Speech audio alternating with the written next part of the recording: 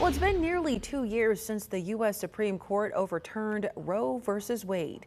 But once again, the justices are faced with a major dispute over abortion access. Rebecca Castor has more on the Idaho case and where the outcome could impact over a dozen states.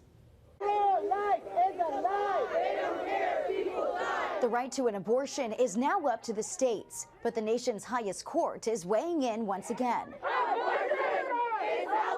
The question at hand Wednesday, can doctors in Idaho be forced to perform an abortion on pregnant women experiencing a medical emergency, despite the state's near-total abortion ban? If ER doctors can perform whatever treatment they determine is appropriate, then doctors can ignore not only state abortion laws, but also state regulations on opioid use and informed consent requirements. The Biden administration says the Federal Emergency Medical Treatment and Labor Act requires physicians to give stabilizing treatments to patients experiencing a medical crisis, which could include an abortion. Shouldn't matter where in America you live. This isn't about states' rights, it's about women's rights. Idaho's law allows for abortions in rape or incest cases or when the mother's life, not just her health, is at risk.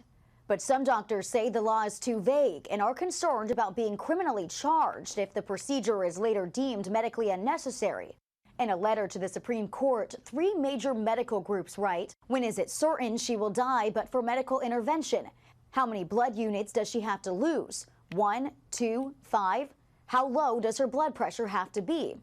But attorneys for Idaho claim this is an attempt by the Biden administration to undermine the Supreme Court's decision to return abortion rights to the states.